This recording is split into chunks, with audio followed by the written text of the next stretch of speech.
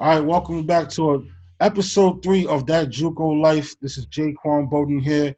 I'm here with uh, a CUNY Conference champion, multiple CUNY Conference champion. This is a man of many hats. Uh, Coach at Dykeman. I think he runs the high school division at Dykeman. He is the one of the directors at New Heights for the girls high school division. Correct me if I'm wrong. Um, Man of many hats, but one thing about our guest today, he is the head coach of Hostos Community College. He's been in this program for a couple years right now. Introducing Coach Marquee Poole. How's it going? I'm good, man. Jack, hey, Jack, I can't thank you enough for having me be a part of this culture, man. I think the JUCO life is huge. You know what I'm saying? It's Definitely, definitely definitely, the life changing. definitely. Did this project just to get a different perspective on basketball. Everybody has their own perspective. They want to focus on one thing, but it's always good to take the road less traveled. So let's start things off as Marquee Poole, the player. Marquee Poole, the player, high school, college. Right. If I'm not mistaken, you attended All Hallows High School right here in the Bronx, and then you did 4 years at St. Bonaventure University in Atlantic 10. Tell me what that Yeah. was like. I mean, that was just different, man. Like, there was so many people that was way better than me growing up. You know what I'm saying? I grew up in the battlegrounds on 50th, and 121st in Morningside, Manhattanville, and Grant, PJs, man. So hooping in New York City, man, we went from back then it was block to block. It wasn't a bunch of leagues. It wasn't if you was nice, you played for Riverside or Gauchos, and if you was good, you played with. If you was in Brooklyn, you played with Tippy, with Brooklyn USA, or you know what I'm saying, Brooklyn Beast. Then you played out on Long Island, or you played with Doc with Madison Broncos. Right. You know what I'm saying, in Queens, and that's where I was at. You know, later on down the stretch, man, I went there, but the road less traveled, you just went park to park. If you was nice, you and your block went to go to another block. You know what I'm saying? 50th Battlegrounds went down to where the Hump tournament is now. You know what I'm saying? Right. And just battled against them. And then we took it downtown, or we go to the Bronx and hoop against the team in the Bronx. You had to make sure you made it out the park. You know what I'm Right. saying? So that was that. High school wise, like, you know, I went to Manhattan Christian, Okay. went to these camps, and person who I love and respect, man, he's family to me. Ed Gonzalez seen me and was like, Mark, I want you to come over to All Hallows. Right. We went, and that's when my life changed. All Hallows, I go to St. Bonaventure University, you know, trials, tribulation, trying to get right and make sure that you had an opportunity you got a kid from Harlem and the inner city, all you know is just your block. You know what I'm saying? You don't really kind of get away from there. I had a couple neighborhoods I was going to, but once I got to that that town, it was one town. It was just, that town changed my life. The campus was its own community, family. It was pretty dope. But 4 years, man, and it went by fast. My senior year ended. We lost to Syracuse in the NIT. Okay. Um, that was the year before Carmelo Anthony went there. They had Hakeem Warwick, they had Keith Duaney, Shumpert, and my crew. You know what I'm saying? We had a brick, man. My man Vidal right now, he runs he's running pretty much everything out there in Canada with the Northern Kings. Okay. My boy J.R. Bremer, he just went back home to Cleveland Heights. He went to the NBA, and he was overseas for a long time or whatnot. He just retired last year. Marcus, I could go on and on about that time as a player. The best times though was just in the park, man. That's where you got better. Like, it Right. didn't matter what you did in high school. It was what happened in the summer. Yeah, it wasn't necessarily tournaments either. It was just your park was, we in there every day. We going at each other, block versus block, or I got this person. When you walked in the park and they picked you as soon as you walked in, and it was people that had next, you knew you was nice. Right. That's a fact. No, That's that was it. right. So go ahead if you want to. No, that's it. Oh, That was me as a player. You know what I'm saying? It didn't matter what borough it was, what tournament it was. Right now, kids got an opportunity to kind of do a lot more.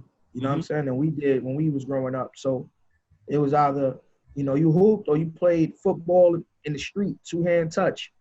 From the end zone used to be the corner, the light, the corner, and three completions, first down used to be if you could catch that three passes in between cars. You know what I'm saying? The car came on that block, you had to wait till they moved, or hopefully it wasn't no traffic. And in the end zone was probably the street corner and the fire hydrant.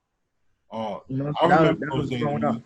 Definitely remember those days. I kind of caught the tail end of it, growing up in the North Bronx, playing basketball in the middle of the street with the crate, Oh crate yeah. as the hoop, and yeah, two-hand touch football as well. So I definitely can relate to that. So A lot of people first dunk was on a crate, on a right, light, or dunking over their right hand man, gliding through the air, dunking in a garbage can.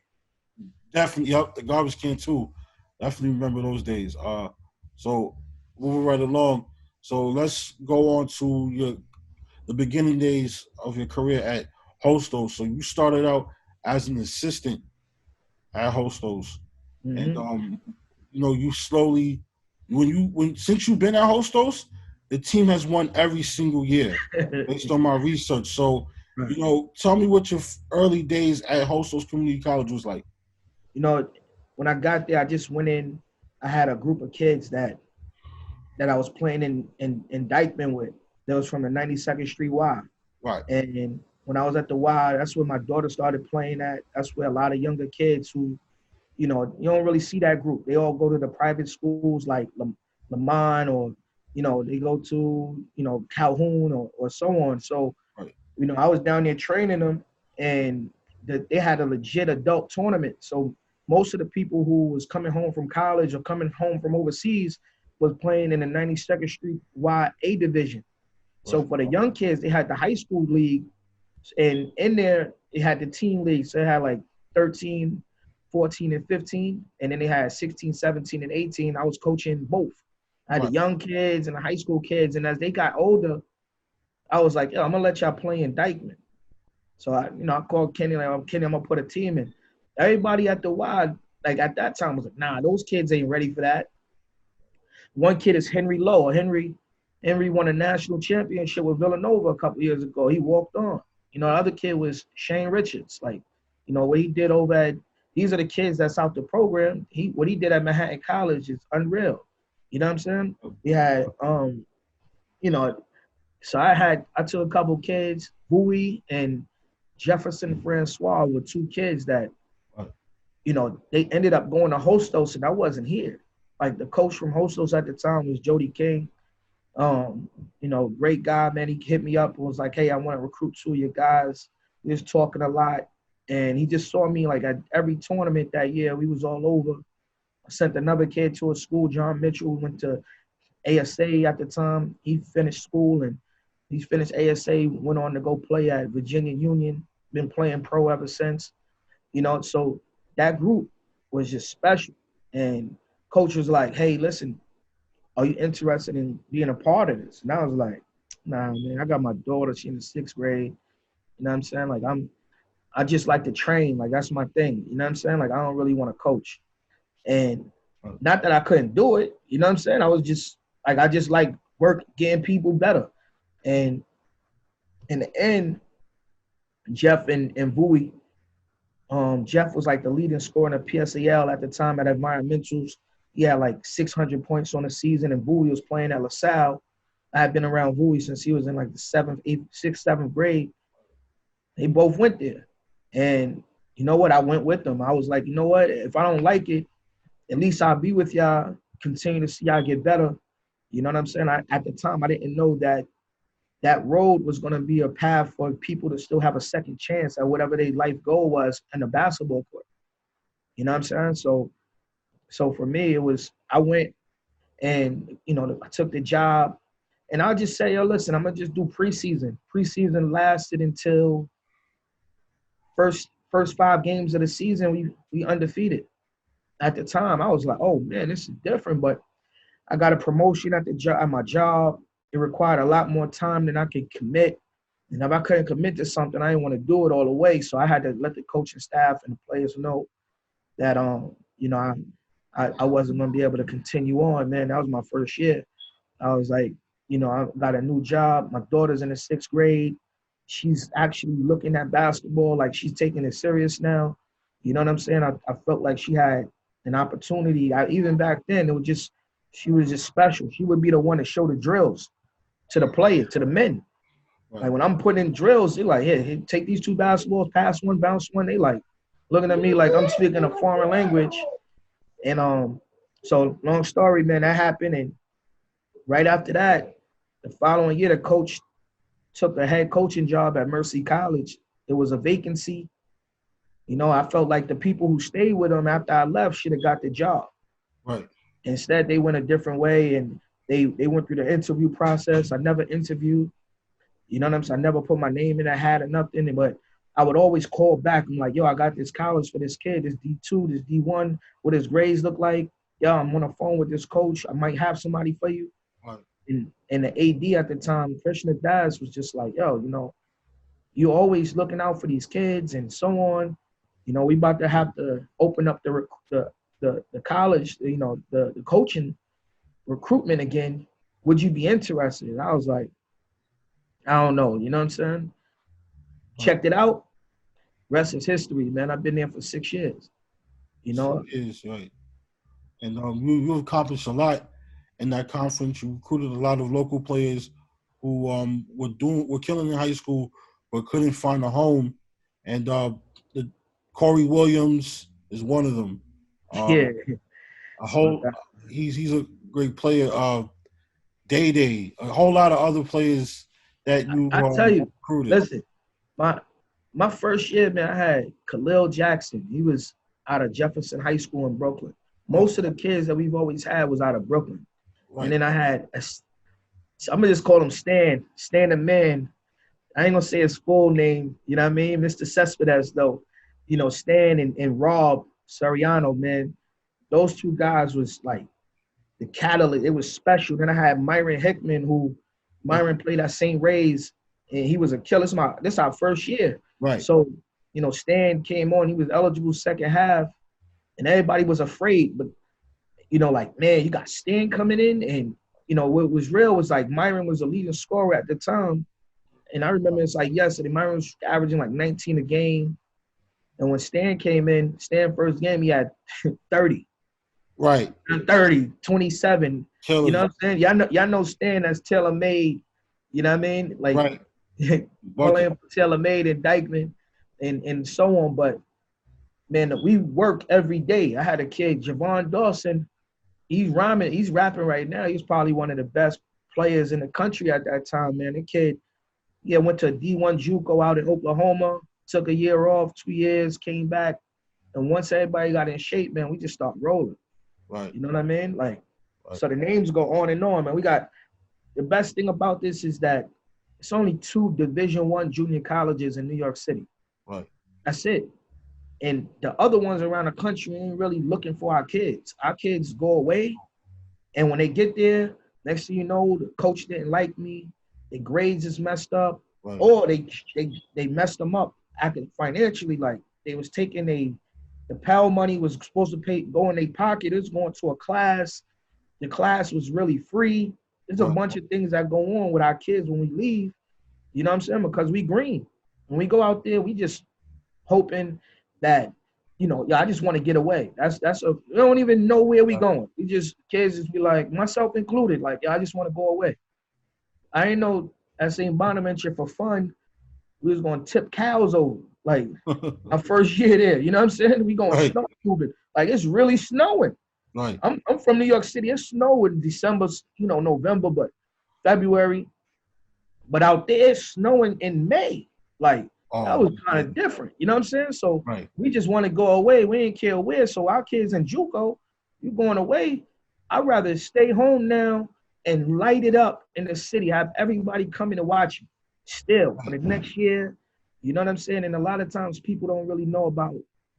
You don't really need to go away and do 2 years sometimes. Like, if you're a qualifier coming out, you just got to go somewhere where they're going to develop you into that player you are, because some people bloom late. You know what I'm saying? Some people ain't nice 17, 18, 19. We got a kid, Tyree White. He went to Hostos, the former coach recruited him. He came back and did a year just to graduate. He was with me that year. He was our team manager. He trained the whole year. A whole year. Right. He went from a power forward at 6'2", right? Check this out. 6'2" power forward to a point guard, shooting guard with us. You know, and he ain't play, he ain't touched the court.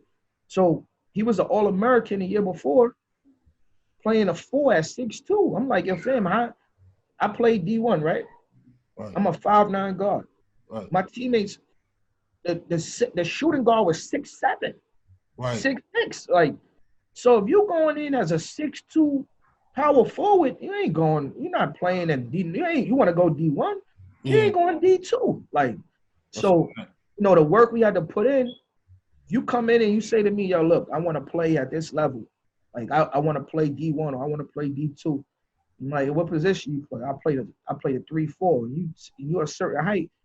You might play the 4 or 5 for us because in our conference, the height ain't that. A lot of people don't got a lot of size. Right. But every day we train, you training with the guards. Like you shooting threes, you pulling up, you pushing the break in practice. You know what I'm saying? So, why? Because that's what you need when you leave here.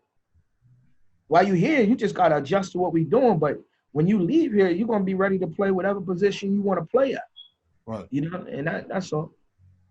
Cool. Right.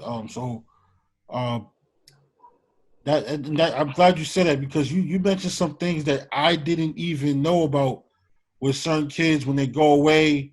They have their classes messed up and stuff like that. And I mean, that's sad.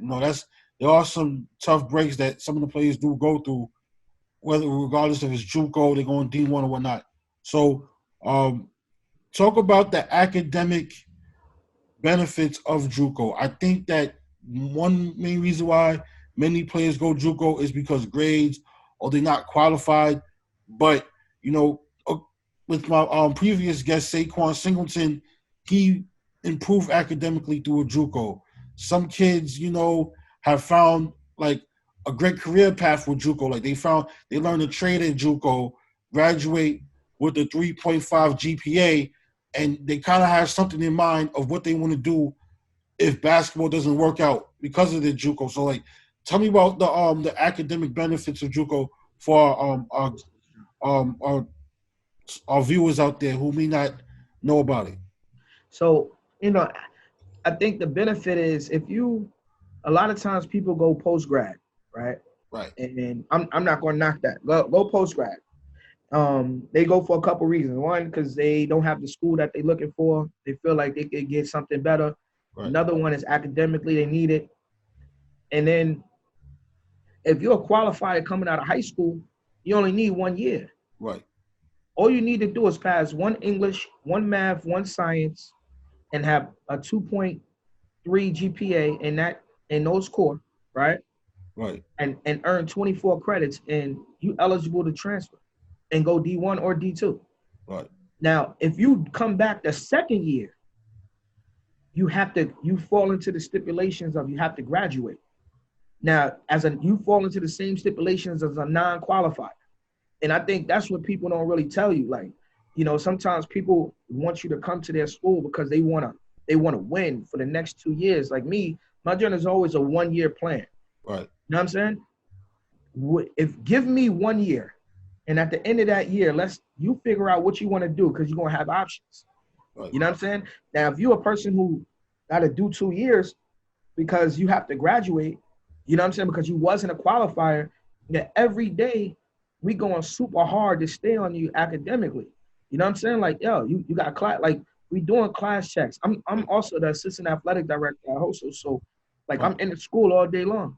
So when everybody else leave and go home, my second job is right there. So I leave, I get to work at 8:39 in the morning. I don't get home till 10 o'clock at night. Right. But then I got assistant coaches like Mike Smith and Speedy Williams who are in the gym from 8 o'clock to 10 o'clock, like at different times. So the coaches have bought into making sure that if you want to get to the next level, they working out, they gym rats anyway. Right. You know what I'm saying? Like this is not something that we just decided to coach. Like 99% of our time is spent in the gym. You know what I'm saying? And think about it, right? Associate head coach is Ken Stevens. Right. A lot of people don't even know Ken Stevens is in a Hall of Fame at his school that he went to. He Right. scored 1,000 points in 2 years, from Kennedy going all the way out to Brooklyn to where he was playing at. You Yeah. know what I'm saying? And think about this, right? Ken Stevens, 90% of his time in the summer, every day, 7 days a week, is spent outside in a park on a Right. basketball court. Right. And then the other remaining amount of months of the year is spent in the high school gym at Roosevelt and at Hostos in college with me. Right. You know what I'm saying? So this is not just like, yo, we just woke up, we just hooping. Like, this ain't a job. We don't get off at 1 and, you know what I'm saying? We go home at 8 o'clock at night, 9 o'clock at night, and we done. Like, our practice is from 8 to 10 or 4 to 6. When we get home that night, 8 to 10, we on the phone chopping it up, we're just talking basketball because it ain't a job to us. You know what I'm saying? These my dudes I'm around every day. Howie Harrison, Kenny, Dwight Shaw, even on the women's side, DeVerney, like we all just on the phone chopping it up. Right. Well, I mean, yeah, the work speaks for itself. All the championships you have won at Hostos and stuff. So, and that's a great thing. So, let's talk about recruiting. COVID-19 has cock blocked everything from summer tournaments to AAU a little bit. Just about everything, especially recruiting. How have you adapted and still recruit players since the pandemic took over? I want to say congratulations to all the seniors first and everybody that's listening to this. My daughter's a senior in high school. Okay. She got a full ride girls basketball scholarship to go play at Ohio State. She was Miss Basketball this year in New York. It should have been some other awards. Right. But she didn't get a chance to finish her high school season. Right, I agree. South Shore High School, I think, was on track to win a state championship. They was definitely on track to win a city championship, and that's sad. You know what I mean? So all those kids that got dreams of going on to play at the next level for the class of 2021, it's like they're not sure. And a lot of the recruiting is going to be word of mouth. Like, if a person call me right now, like, yo, Mark, I got somebody for you. I'm not, in the years past, if it's you calling me, you know what I'm saying? I'm like, oh, all right, yo, I got somebody for me. Normally, yeah, he know basketball. He been doing overtime. He been doing his own joint. You know what I'm saying? Like, so if he got somebody, I got to look into it. Right. But say if it's just a random person that, yo, my cousin, my man play basketball, whatever. I in years past, all right, you know what I'm saying? Like, I happen to see that person somewhere. And I'm like, yo, that's what I was talking about. Oh, nah, dude is all right. He good. I can feel it. Going to high school games, especially playoffs. Playoffs is when you see you wean out the barrel and you going to go see those kids. You know what I'm saying? Everybody is out there recruiting. And so that's a part that we miss. The end of the year, seeing that, and then like Nate Blue and, Tippy's, all Big Apple Sport, all those events that give kids a platform, that get coaches from all over to come and recruit you, like all that ended. You know what I'm saying? On the AAU circuit, you going out nationally on boys and girls. I'm heavy New Heights girls program director. You are correct. You know what I'm saying? I co-directed with Dominique, with Dominique Newt, man. We've been holding it down for a bit. We got a great group of coaches. A lot of our teams are ready to just go out there and show what they got, man. In the event that they don't need Juco. You know what I'm saying? Like, as a 2020, if you don't have your scholar yet, you got to find something. And sometimes people decide not to go to a 4-year Division III and will go to a Juco because they still got a chance to go D1 or D2. Yeah. You know what I'm saying? Like, that's the reality of it. Like, some people are like, yo, I can't get kids to come to City College. I'm like, City College, you need a high SAT score, and it's a great college for you to go to. They're the only Hostos and City College, the only teams in New York City with the national championships. Yep. You know what I'm saying? We got one in 2005 with the men with Holford, and we got two with Coach DeVerney Winston back to back. You know what I'm saying? 18, 19.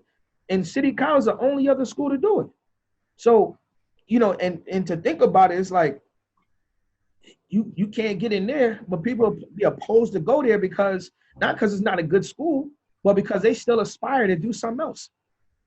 You know what I mean? Like I'm trying to go D1, D2. If I go D3, I'm stuck. It's the truth. And so the recruiting thing hasn't been at a halt. It's more, word of mouth. People that we watch, people that's transferring, and they like, I got to do something else. You know what I'm saying? Coaches have decided to step down. Like, look, who would have thought the Lehigh coach or some of these coaches would have broke out on boys and girls? You know what I'm saying? Like, it's definitely been a strain. For me, I feel like, I wanted to see my daughter's final game. She didn't even have one. Like, and then the championship game was supposed to be March 21st. Right. And that never happened at the Garden for both boys and girls. Right. You know what I'm saying? Jaden and Cha-Ching covering pretty much all the games. And that's fire. Like, they letting people know who's who, and it's the speculation of who going to control the city is big. Yeah. Right. And to not be able to have that happen, have recruiting kind of stopped at a halt on a national and local level, crazy. It's sad. You know what I mean? So, we still grinding. Like, fortunately for us, we've been able to establish ourselves as one of those programs where you're gonna get better. Right. You know what I'm saying? Like none of us, all the coaches, man, we don't care about. Our biggest goal is not winning. Like, winning has always been a byproduct of everything else. Our preseason is like you had a Division I program. Our season is like you had a Division I program. Like, we all play high level basketball. You know what I'm saying? So Coach Howie, UMass, like Coach Shaw, he won a championship two championships at Sullivan. He went JUCO, then he went to Brooklyn College and won 2 championships there. Right. And that's, Speedy, I can't even express to you what he is. I mean, everybody knows what he is, but number one is he loves to teach, right? Coach Mike Smith he just finished playing pro. He was in New York, went prep school, went JUCO, Westchester, won chips. You know what I'm saying? Went D1, then down D2, and then we got Dominique Jones, Damo. So, Disco Damo. Damo won a gold medal as an adult male playing 3-on-3, and his dream of going to represent the United States of America in 3x3 basketball got put on hold because they were supposed to go and compete this year. Yeah. It was going to the Olympics. Right. You know what I'm saying? Like to have a person out of New York City that's won a gold medal, you know what I mean? And this is one of your coaches, like, and they coming at you, and when they talking, and players, kids talk, they talk crazy. You whack, I'll bust your eye, whatever. And then you got them two guys where you got to guard up. And when they get serious, it gets serious. Right. So that's kind of us in a nutshell, man. It's, the recruiting, we all out there, we still reaching out, trying to get whoever we can, and make sure that we retain the players that we have. All right, cool. So I usually ask my previous guests, who was the toughest player they faced in JUCO? Like a player that challenged them, but since you did not play JUCO, who was the toughest player you coached against in JUCO? I ain't gonna lie to you, man. It's only one kid, that. I mean, there was a lot of really good, talented kids, man. Please don't take this no way. Right. Terrell Fullerton, Borough Manhattan Community College, and the close second to that was Ty Rucker at Bronx this year. Yes. You know what I'm saying? Like, Terrell Fullerton can do some things with a basketball, man. Like, he was on the coaching staff this year to graduate. I promise you, man, whatever college that kid go to, you're gonna get a 1-2 combo, a point. He's like Derrick Rose. And this is the reality of what happens, right? It's only 2 Division I JUCOs in New York. So not everybody get a chance to see these kids. Mm-hmm. So if you don't go to certain showcases, what if you don't get in the showcase? You know what I'm saying? The person don't know who you are, or you went to that high school, you went to a charter school. People don't really respect certain schools yet. You know what I'm saying? He went to a charter school for 4 years, he played in it because his parent wasn't putting him on the AAU circuit. New Heights, Gauchos, Wrens, PSA. He wasn't doing that. Right. So now a kid like Terrell, 6'2", finish it upstairs, left hand, right hand, pull up, break you down. You know what I'm saying? Attack, lock up, smart.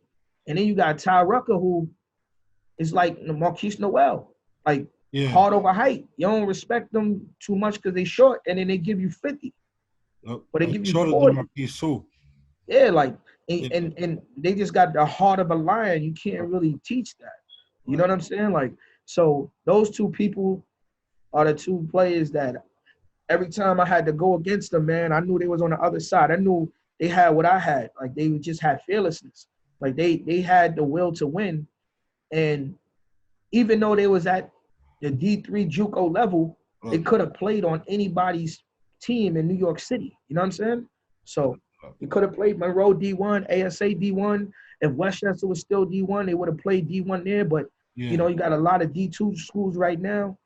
So that's the bonus. The bonus is that it's enough players in New York City for everybody.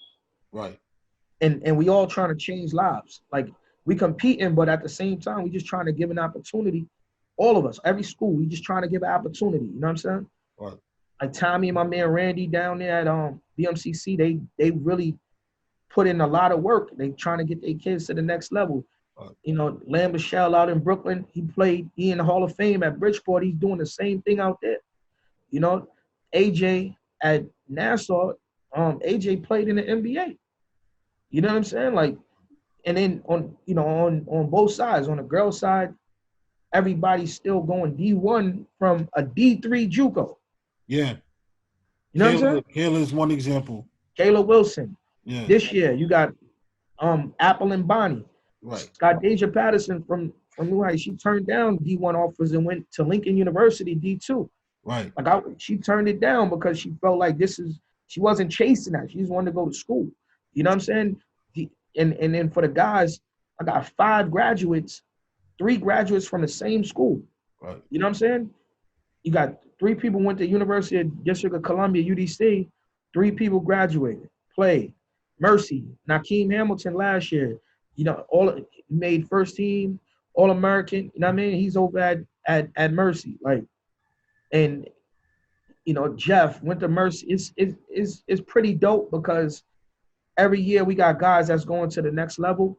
Gabriel Gariage from construction, he went to University of Buffalo, made it to the Sweet 16 a couple years ago. Like, and then you got the guys who you don't see because they ain't going to play at the next level, but now they street ball legends.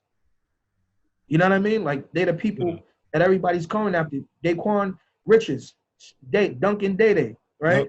Yep. Dede came to me. He ain't had no handle. He wasn't shooting jump shot. Nobody wanted to see that. Right. They just want to see him dunk. Right. But guess who was like that?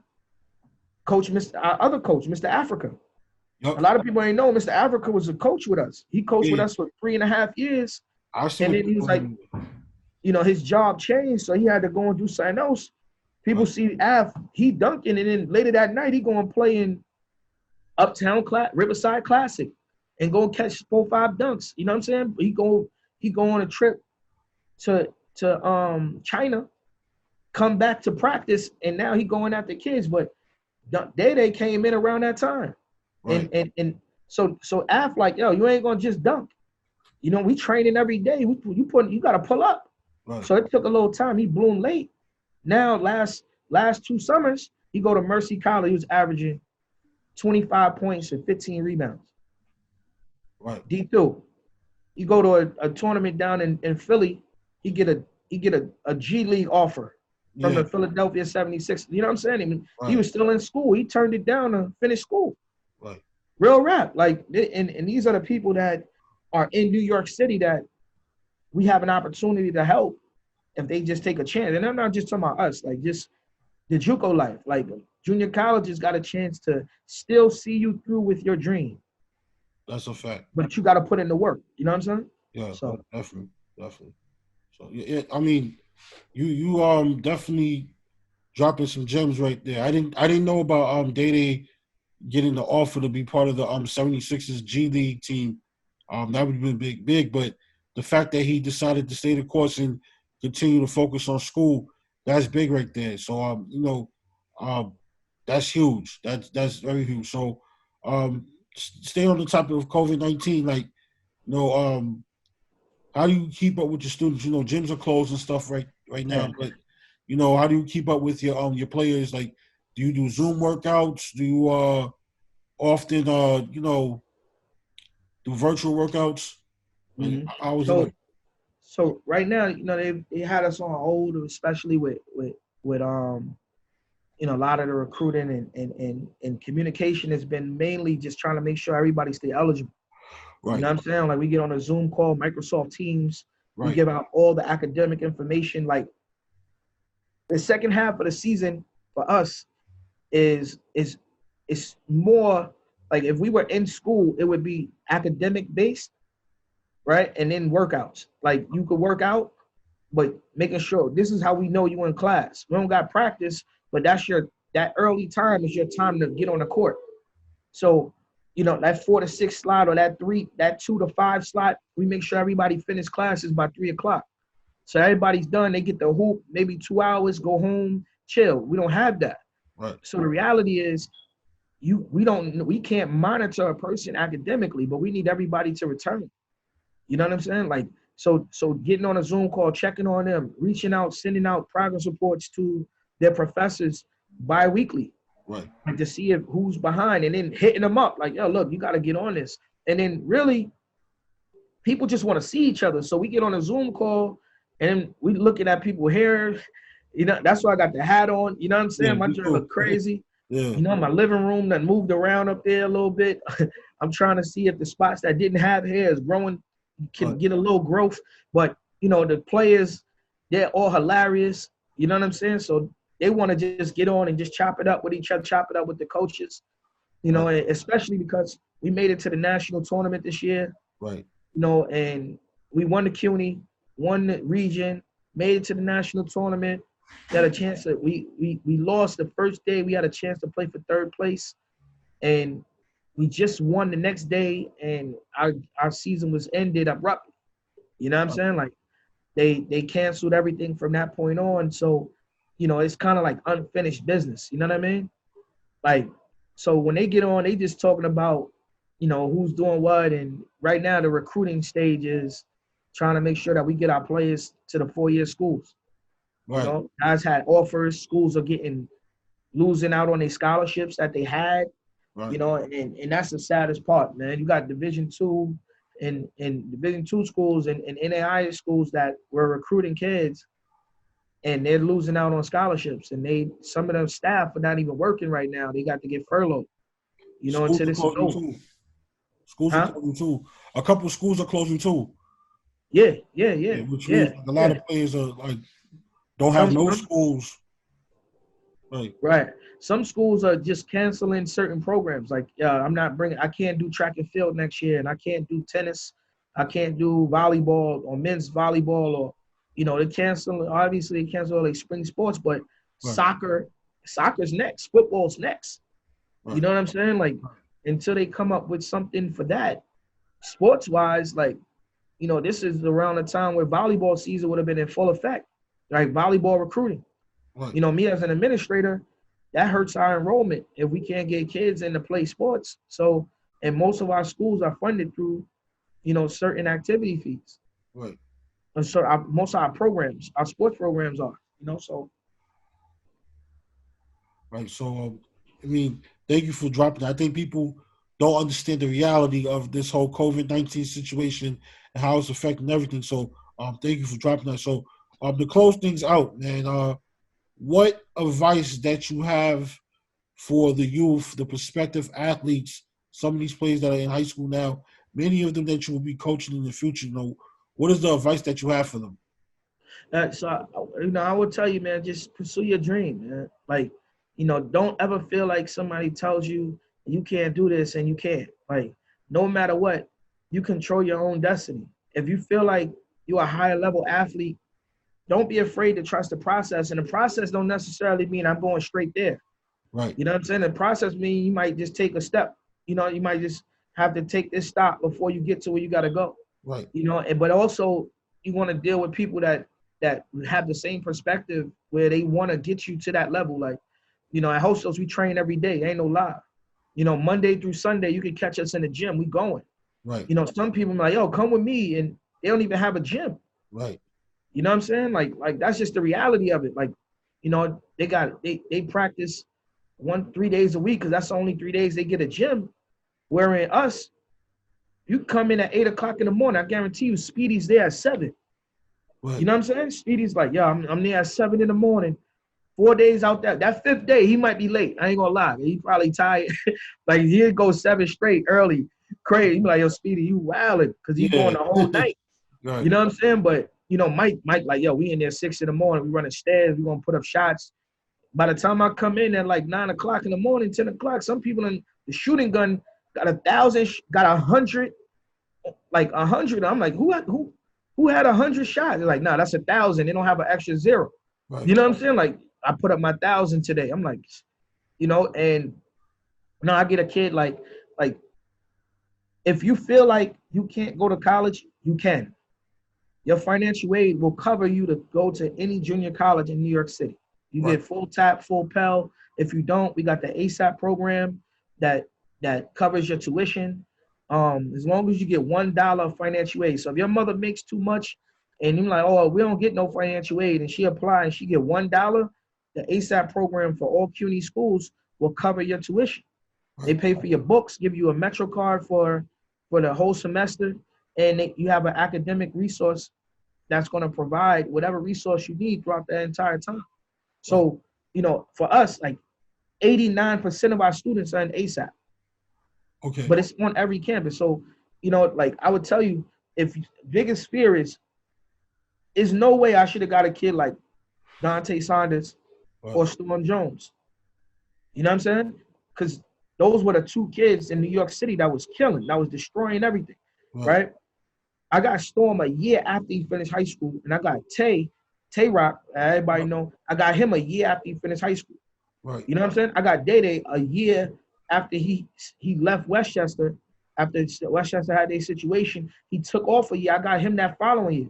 So I get those kids like that just be like, yo, I just want to play. You know what I'm saying? And now, in that year, you pick up bad habits. Mm-hmm. In that year, you're not as hungry as you was when I watched you. You know what I'm saying? Like now you kind of got to get your legs back together. You got to find your rhythm. It takes time. And some people don't have time for that process. Like, yo, man, he not playing me, or I'm not, like, he going too hard. Like, but if you, by the end of that year, like a Tay and a Storm, that in Day, like, by the time you see them later on, you're like, yo, they look crazy right now. Like, because they really working hard. Academically, they really trying their best. You know what I'm saying? And for the first time, they were around people that's like, yo, you're going to be great. You are great. You know what I'm saying? You ain't have to take that year off waiting for a school because that school ain't coming. Go find something. And that's what I would tell a kid, man. Look, you got a chance to go to a Hostos or a BCC or ASA Monroe, or, Monroe D1, Monroe ASA D1. Take the chance, man, especially because you just want to play in college. You know what I'm saying? You a college athlete. Our job is to get you prepared. Every single coach, but especially me at Hostos and the whole entire coaching staff, Ken Stevens, Howie Harrison, Dominique Jones, Mike Smith, Dwight Shaw, every one of us is, and Star Jones, every one of us is totally focused on you getting better and you getting to the next level. Like, that's the joy for us. Right. Joy ain't, yo, we won a championship and ain't nobody going nowhere. Nah, man. You want a chip, you a senior, we rolling. You know what I'm saying? Like, yo, next step, we going to find you a school. Let's go. Because we want to see you continue your journey. So that's that. Thank you for those gems, man. So been a great episode here on that Juco Life, man, for Jaquan Bowden and my guy, Coach Marquee Poole, man. We would love to have you on in the future, man. Thank you for joining us today. All right, y'all. Definitely, man. I appreciate you, Jay.